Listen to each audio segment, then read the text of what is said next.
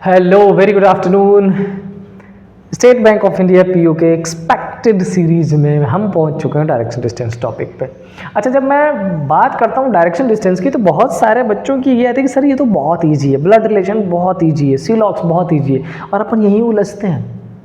क्यों? क्योंकि इन हल्के चैप्टर्स को अपन बहुत ज़्यादा हल्के में ले लेते हैं, लेकिन मुश्किल तब होता है जब स्टिपुलेटेड टाइम में 20 मिनट्स, वो भी 20 मिनट्स नहीं होता, 18 मिनट समझ लो आप, 2 मिनट तो इधर उधर में चला जाता है, जब आपको इस पर्टिकुलर सेगमेंट को कितने मिनट्स में सॉल्व करना पड़ता है। आपको जब इस पर्टिकुलर सेगमेंट को सॉल्व करना पड़ता है विदिन 20 to 30 सेकेंड्स, तब हमारी हालत ख़राब हो जाती है। अच्छा, एक बात और, आगे बढ़ने से पहले मैं आपको ये बताना चाहता हूँ कि स्ट्रेटजी के बारे में हमने बात करी थी, कई सारे बच्चों के इंस्टाग्राम पर मैसेज भी आए थे, तो IBPS PU और state Bank of India PU के लिए प्रॉपर स्ट्रेटजी के साथ मैंने वीडियो रिकॉर्ड कर दी है आपके लिए।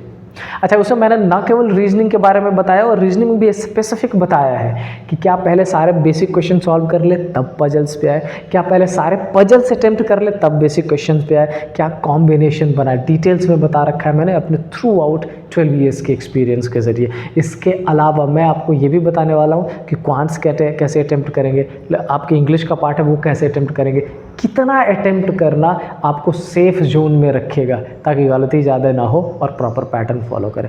जल्दी ही विदिन 2 डेज़ में ये वीडियो आपके पास आ जाएगी, ठीक है। चलते हैं अब आगे इसमें डायरेक्शन डिस्टेंस की तरफ और देखते हैं कि डायरेक्शन डिस्टेंस आपसे कैसा क्वेश्चन पूछ सकता है। डन, तो आते हैं पहले क्वेश्चन पे और देखते हैं इस फर्स्ट क्वेश्चन में क्या पूछा गया है। और हाँ, ये पहला क्वेश्चन मैंने आपके state Bank of India previous year से ही लिया है, और मैंने आपको शेयर भी किया था कि फर्स्ट क्वेश्चन में आपको वो बताऊंगा जो प्रीवियस ईयर में होगा, और साथ में नेक्स्ट पैसेज हम वो सॉल्व करने वाले हैं जिसमें हमें एक्सपेक्टेशन होगा कि हाँ ये प्रोबेबल क्वेश्चन है, ये हमारे पेपर में आ सकता है। डन, तो चलो देखते हैं। अच्छा, सबसे पहले अपन चेकआउट कर लेते हैं इन्फॉर्मेशन में क्या गिवन है। इन्फॉर्मेशन में लिखा क्या है,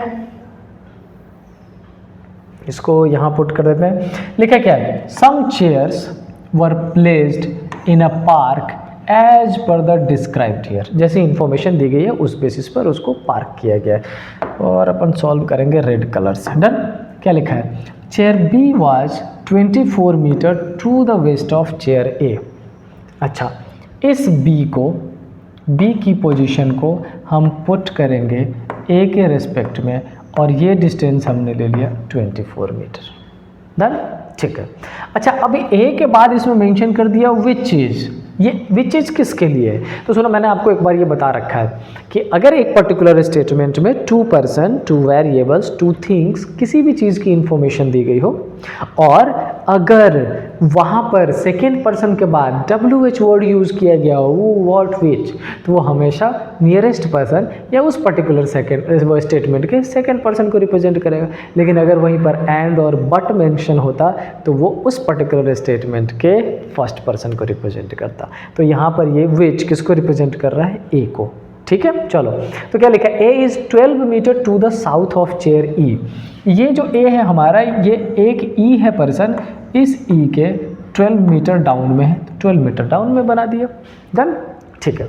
अच्छा, अब आगे क्या लिखा है यहाँ तक, chair D was 10 meter to the east of chair H. अब देखो, फॉर्चुनेटली डी और एच की पोजीशन नहीं दी गई है, तो उसको अभी एज इट इज इसके सामने मैं स्टार लगा के छोड़ देता हूँ। मैं ऐसा करता हूँ ज़्यादातर, क्यों? क्योंकि अगर इसमें मैं उस डी को अज्यूम करने लग गया तो टाइम भी ज़्यादा लगेगा, सॉल्यूशन में भी दिक्कत होगी। तो क्यों ना अपन पहले कनेक्टिविटी ढूंढे कि ई, ए और बी के बारे में इंफॉर्मेशन कहाँ गई। मैंने जल्दी से नज़र दौड़ाओ, क्या यहाँ पर इसमें है क्या, C was 7 metre to the north of H, नहीं। Chair L was 15 metre to the north, दे दिया ना। क्या लिखा है, chair L was 15 metre to the north of chair B. अब समझो, इस बी से 15 मीटर नॉर्थ, तो ये एल की पोजीशन और ये डिस्टेंस 15 मीटर। मैं चाहूँगा कि इसको पैरेलल लेके चलते हैं। ये यहाँ पर 12 है, तो ये डिस्टेंस क्या हो जाएगा 12, और ये डिस्टेंस क्या हो जाएगा 3। एल और बी के रिस्पेक्ट में 3 मीटर 15 मीटर का डिस्टेंस हमने मेंटेन कर लिया, साथ में ये कर दिया, थोड़ा इजी हो जाएगा। आगे क्या लिखा है, अब बी के बारे में, B which is towards the south of chair D. अब ये जो B है हमारा, ये D के साउथ में है।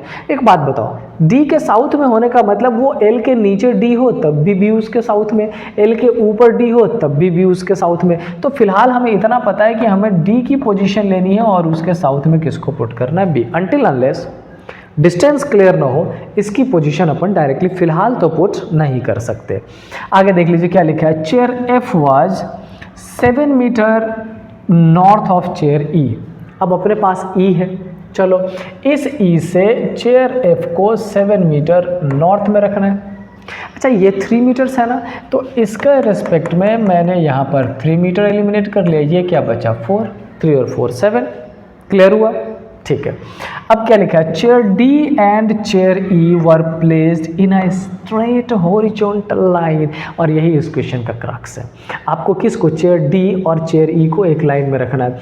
अच्छा ये रहा E, इसका मतलब ये पोजीशन किसकी हो जाएगी, D की, और यहाँ पर 12 और 3 का कॉम्बिनेशन, और ये D और B की पोजीशन सेटल्ड हो गया।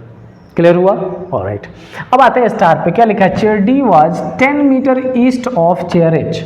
अब समझो, कह रहा है कि भाई आप H की, ये रहा ना D, आप H की पोजीशन D के रिस्पेक्ट में ऐसे ही रखो और डिस्टेंस 10 मीटर, तो D रहा, इसका मतलब इसके रिस्पेक्ट में ये पोजीशन, और यहाँ पर कितना हो जाएगा 10 मीटर, और एक लाइन और भी है, और क्या है, C was 7 meter north of chair H। इस H के C की पोजीशन नॉर्थ में, इसका मतलब ये दोनों स्ट्रेट हो जाएगा 7 मीटर। क्लियर हुआ। तो आपको बेसिकली ध्यान ये रखना है कि अगर पैसेज थोड़ा सा बड़ा हो, थोड़ा मुश्किल दिख रहा हो, परेशान नहीं होना। सुनो, पजलस फॉर्म में, पजल के क्वेश्चन में क्वेश्चन जितना टिपिकल आपको दिखता है, जितना बड़ा दिखता है साइज में, इंफॉर्मेशन उतनी ज़्यादा दी गई होती है।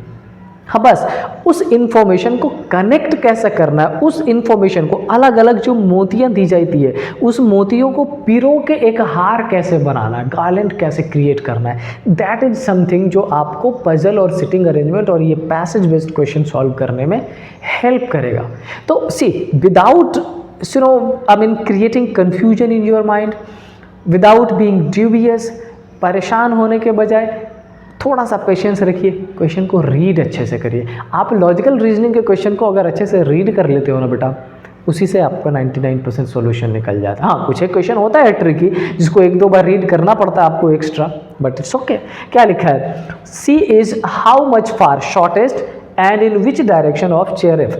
अब क्या कह रहा है कि ये जो सी और एफ है इसके बीच में शॉर्टेस्ट क्या है, ठीक है। अच्छा मैं यहाँ पे एक चीज़ और बता देता हूँ, सपोज कर लीजिए ट्राइंगुलर है, आपसे पूछा जाता हो मैक्सिमम, तो जो टर्न होगा दोनों को ऐड कर लीजिएगा, मिनिमम आपको ये निकाल लेना है पाइथागोरस। सपोज कर लेते ये होता क्वाड्रिलेटरल, तो आपसे ये पैरेलल और इक्वल वाले कॉन्सेप्ट से ये निकालना था मिनिमम, और मैक्सिमम सारे टर्म्स को ऐड करना होता है। तो यहाँ जो मैक्सिमम का कॉन्सेप्ट है ये बताओ, ये 24 तो ये डिस्टेंस 24 ये वाला, और ये 10 तो ये डिस्टेंस 10, तो डिस्टेंस तो 34 मीटर हो गया, और सी एफ के रेस्पेक्ट में वेस्ट डायरेक्शन में, so the answer should be 34 west direction. Then I hope चीज़ें क्लियर हुई होंगी, ठीक है। देखते हैं क्या और क्वेश्चन लेके आया हूं मैं आपके लिए।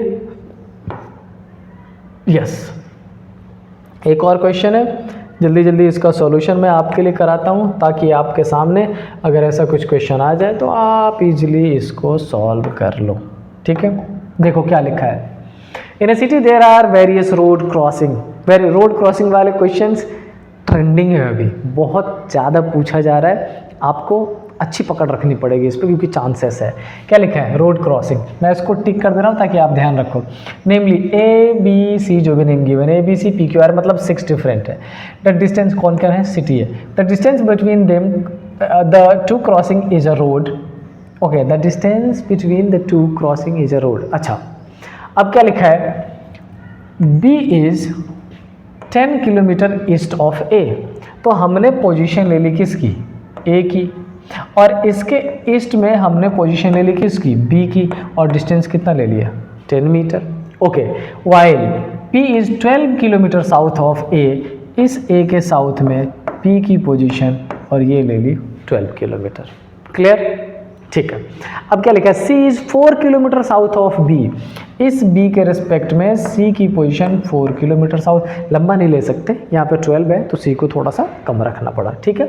सी is 4 kilometre south of B and 6 kilometre east of D. अभी पिछले वाले क्वेश्चन में बताया था, वो यही बताया था मैंने कि अगर आपसे क्वेश्चन में WH वर्ड यूज किया जाता हो सेकेंड पर्सन और अगर एंड यूज किया जाता हो फर्स्ट पर्सन, मतलब ये कह रहा है कि सी ईस्ट में है डी के कितने 6 किलोमीटर। डी है क्या, नहीं है। अच्छा ये डी रहा ना, सी रहा ना, तो डी की पोजीशन यहाँ पे और फिलहाल इसको 6 किलोमीटर मान लेते हैं। Then east, wait, C is 6 kilometre east of. अच्छा C itself is in east direction, मतलब हमारा ये जो कन्फिग्रेशन है ये गलत हो जाएगा। यहाँ तो मैं डी को ही ईस्ट में बना रहा था, हमें किसको बनाना है, सी को। इसका मतलब डी की पोजीशन यहाँ कहीं लेनी पड़ेगी और ये 6, ये डी। अच्छा यहाँ पर साथ साथ में एक काम मैं और कर देता हूँ, कैसा, ये 10 है तो 10 के रिस्पेक्ट में ये 6 हो गया और ये 4 हो गया। डन। अच्छा ये 6 इधर आएगा, ये 4 था ना, तो इसके रिस्पेक्ट में यहाँ पे 4 मैं और क्लियर कर देता हूँ। तो ये जो पोजीशन हो जाएगा ये 4 और ये 12 में से 4 और ये हो जाएगा 8 का। आई होप ये क्लियर हो गया होगा। डन।